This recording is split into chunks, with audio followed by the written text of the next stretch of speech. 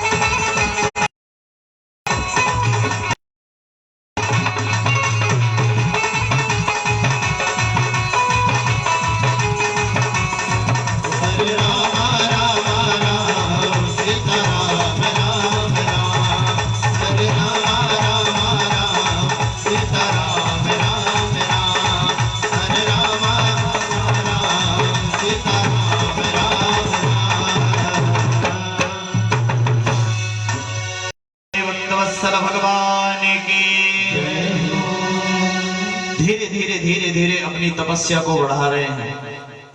हम क्या काम करते हैं प्यारे, तपस्या तो हम भी करते हैं, व्रत हम भी रखते हैं। 9 रात्रि का व्रत आता है ना, कुछ लोग केवल जल पी करके रखते हैं, कुछ लोग एक लौंग में रखते हैं। अब शरीर की उतनी सहन शक्ति नहीं, बोले व्रत ले लिया, संकल्प ले, और शरीर की उतनी सहन शक्ति नहीं और संकल्प ले लिया 9 दिन का, पता चला 3 दिन तक ठीक रहे और तीसरे दिन चक्कर आया, अस्पताल में भर्ती। नहीं प्यारे, शरीर को उतने ही कष्ट दें जितने शरीर की सामर्थ्य हो। क्यों? शरीर माध्यम खलु धर्म साधना, शरीर ही माध्यम है धर्म को साधन करने के लिए। धीरे धीरे शरीर को कसौटी पर चढ़ाओ, एकदम से नहीं। 4 महीने हो गए तपस्या करते हुए, लेकिन भगवान नहीं आए। तो 5वें महीने में गुरुजी की याद आ गई कि गुरुजी ने कहा था 5वें महीने में अपनी तपस्या को और बढ़ाना, वायु का आहार भी मत लेना, एक अंगूठे पर खड़े हो जाना। गुरुजी की जैसे याद आई, एक अंगूठे पर खड़े हो गए ध्रुव जी महाराज, और एक अंगूठे पर खड़े होकर के वायु पीना भी बंद कर दिया, श्वास लेना भी बंद कर दिया, और बस प्राणायाम चढ़ा करके भगवान का स्मरण करते, हरे राम राम राम सीता राम राम। जैसे ही भगवान ध्रुव जी महाराज ने श्वास लेना बंद किया, त्रैलोक्य में हवा का चलना बंद हो गया। सारे देवता घबराए, महाराज ऐसा लगता है कोई दैत्य का जन्म होने वाला है। महाराज क्या हो रहा है, हमें श्वास लेने में परेशानी क्यों है?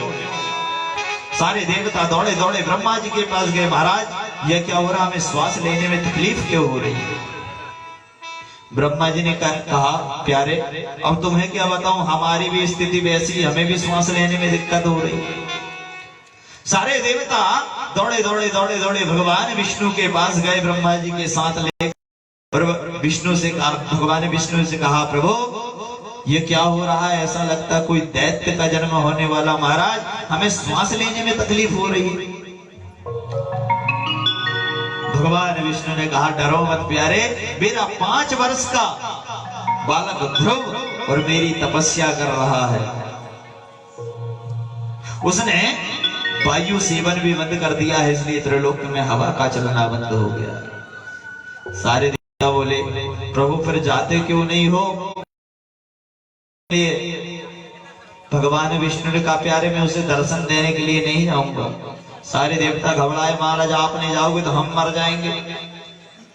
बोले नहीं प्यारे, जाऊंगा तो जरूर, पर उसे दर्शन देने के लिए नहीं, उसके दर्शन करने के लिए कि कैसा नन्हा सा 5 वर्ष का बालक है, जिसने 5 महीने की तपस्या में मुझे प्राप्त कर लिया।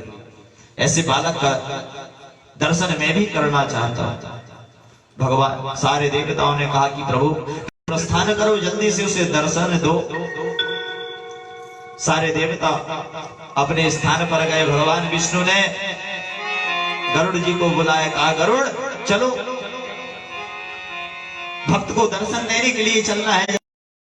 अब गरुड़ जी को तो अभिमान है कि मैं भगवान को लेकर के चलता हूं, मतलब भगवान मेरे बिना कहीं आ जा भी नहीं सकते। गरुड़ को अभिमान आ गया।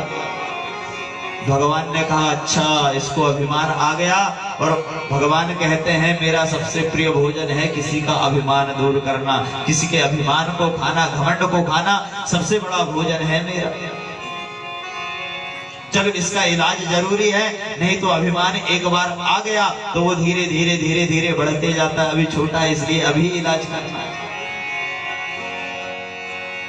भगवान के पास आया गरुड़, तो भगवान ने कहा चलो गरुड़ जल्दी चलो। गरुड़ कहता है कि भगवान अच्छे से बैठ जाओ, नहीं तो कहीं गिर ना जाओ। भगवान ने कहा, अच्छा तेरी इतनी सामर्थ्य है, मुझे लेकर के उड़ेगा तू? भगवान ने अपनी छोटी कनिष्ठ का उंगली गरुड़ के ऊपर रखी और कहा चल के बता। गरुड़ वही पंख क्षमा प्रार्थना करने लगा, प्रभु क्षमा करें, मुझे अभिमान आ गया था कि भगवान ने कहा, प्यारे गरुड़ तू धीरे धीरे जाएगा। और जाए शब्द भगवान ने वैकुंठ में किए, और का शब्द आकर के ध्रुव जी के पास कहे।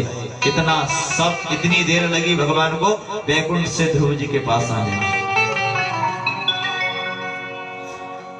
अब ध्रुव जी तो वहां आंखें बंद करके बस हरे रामा रामा राम भगवान की दिव्य झांकी हृदय भवन पर विराजमान करके और उसी झांकी को देखते हुए भगवान का भजन कर रहे हैं। भगवान विष्णु हरि रूप धारण करके आए थे, खड़े हैं। भगवान देख रहे हैं कि अब खोलेगा, अब नेत्र खोलेगा, अब नेत्र खोलेगा, अब मुझे देखेगा, लेकिन ध्रुव जी तो बस भजन कर रहे हैं। भगवान ने आंख बंद करके देखा कि ध्रुव कर क्या रहा है, तो देखा तो उसके हृदय पर भगवान की झांकी थी। भगवान ने माया से उस ध्रुव जी के हृदय के अंदर की झांकी को और गायब कर दिया। और जैसे ध्रुव जी को अंदर झांकी नहीं दिखी तो झटपट आकर के आंखें खोले, मेरे प्रभु अभी मेरे हृदय में थे, कहाँ गए कहाँ गए कहाँ गए। और जैसे आंख खोली तो जो छवि अंदर थी वही छवि बाहर खड़ी हुई। प्रसन्न अब ध्रुव जी देखे भगवान को, और भगवान बोले कि भगवान सोचे कि अब बोलेगा। बस ध्रुव जी देख देख के हंसते जाए। ध्रुव जी मन में विचार करते हैं, कभी पाठशाला तो गए ही नहीं, हमें बोलना तो आते नहीं। अरे कभी पाठशाला जाते तो बोलना आता, हम कभी पाठशाला गए ही नहीं। कुछ लोग